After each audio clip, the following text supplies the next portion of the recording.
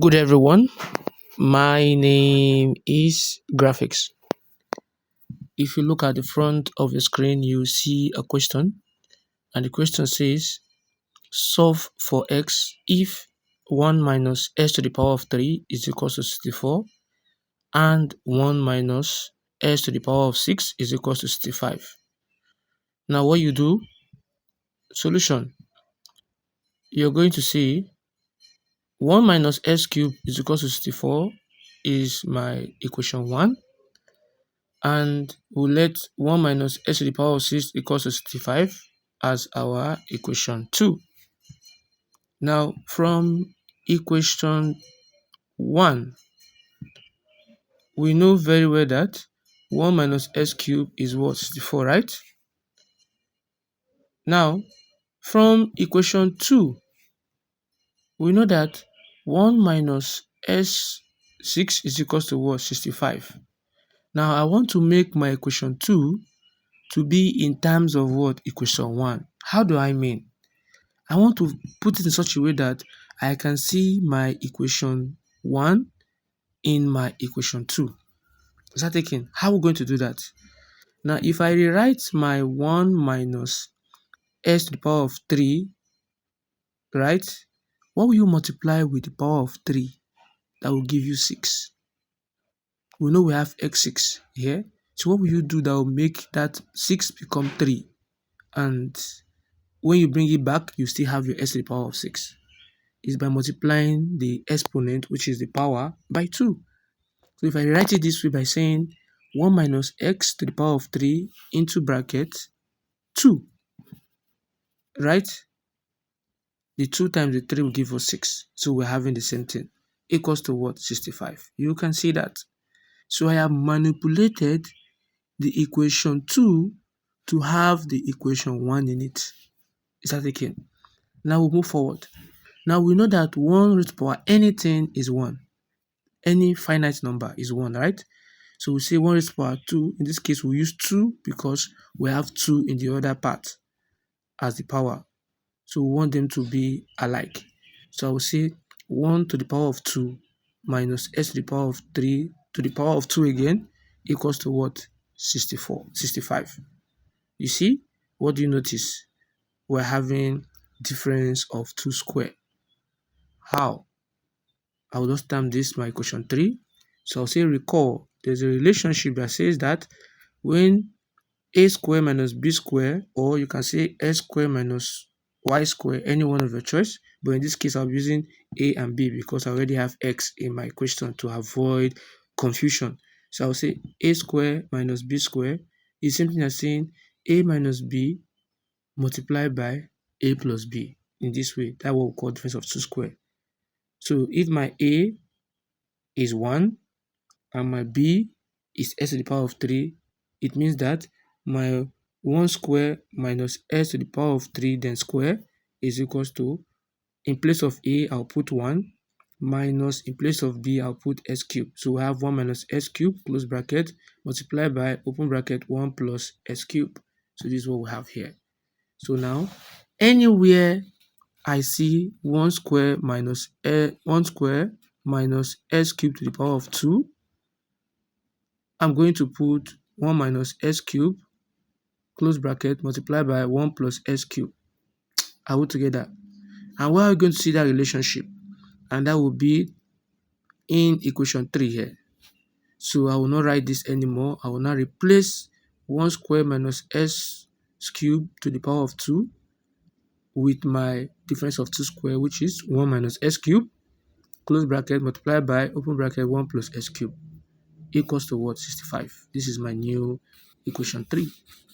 Right? You can see the way equation 2 is transforming from 1 minus s to the power of 6 equals 65. It moved to 1 square minus s cubed to the power of 2 equals 65, which is equation 3. It now moved to 1 minus s cubed, close bracket, open bracket, 1 plus s cubed equals 65. Right? I can easily term that my equation 4, depending on you. Now, if you look closely, you see something that you have before. And what is it? It is 1 minus s cubed. in that my equation 4 here. So recall, but 1 minus x cubed is what? 64, right? So anywhere I see 1 minus x cubed, I am going to put 64. So I will now rewrite my equation 4 by saying 64, which is replacing 1 minus x cubed, multiplied by 1 plus x cubed, equals to what? 65, right? I replace it into my equation 4 there. So we have this. Now, if I now divide both sides by 64, I'll be having 64, open bracket, 1 plus x cubed, you close the bracket, divided by 64 is equal to 65 all over what? 64. So I divided both sides by 64. Now we'll be left with 1 plus x cubed equals to 65 over what? 64. Now if I take the 1, collect like terms, take, because we're looking for x here. So I'll take the 1 here to the other side of the equality sign. I'll be having x cubed equals to 65 over 64. You know, when the positive number is coming to the other side of the equality sign, to turn to what? Negative. And if it's a negative, turn to what? Positive. But because the 1 is a positive, it attracted a negative sign. So if you now apply your if you now solve this, you simplify this further, we're having x cubed is equals to, look for the LCM. The LCM here is 64. So 64 in 64 is 1. 1 times 65 is 65. And here, since there's no denominator here, just multiply 1 times 64, you'll be having back your 64. So when you subtract, my x cubed will now be giving us 1 all over what? 64. Because 65 minus 64 is 1. Now remember, I told you earlier in my previous video that whenever you see any finite number or any number without a denominator, there is a denominator there. But the reason why you are not seeing the denominator, because of what?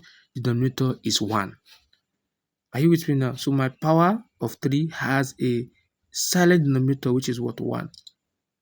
And when it is crossing to the other side, it will inverse. It will change position.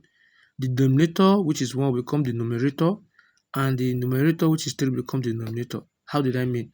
So when my x 3 over 1 is coming to this side, it will now come and transform into 1 over 3. And what will be affected? The both number at the right hand side will be affected. So we'll be having into bracket, we raised to power what? 1 over 3. And 1 over 3, when you have a fraction, it means it represents a root sign. Fraction as a power represents what? A root sign. So if I have 1 over 2, it means square root. If I have 1 over 3, it means cube root. If I have 1 over 4, it means the fourth root.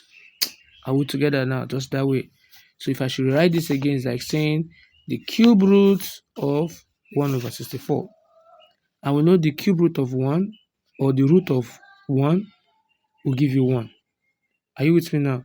Cube root of 1 is 1, square root of 1 is 1, fourth root of 1 is 1. As long as it is 1, you always have 1 back, right? But the cube root of 6 is 64. What does it mean by cube root? Cube root means, since we have 3 there, it means what are you going to multiply 3 times? That is going to give you 64. Similarly, what are you going to multiply 3 times? I'll give you 1. Is 1. 1 times 1 times 1 is 1. And in terms of 64 is what? It's 4, right? So when I say 4 times 4 times 4 will give you 64. That's what it means by saying cube root. So in this case, we'll now say my x is equals to 1 all over 4. So we've successfully gotten the value for our x, right? And you can still see this kind of question again in my other video, where they changed it to be, instead of 1 minus x cubed, they changed it to be 1 minus x squared. And instead of 1 minus x6, they changed it to be what? 1 minus x4. So it's the same concept, but different values. So if you found the video helpful, and if you want to get in touch with that video, you can click on this link at the top right corner of the screen here, and you're able to access that video, right?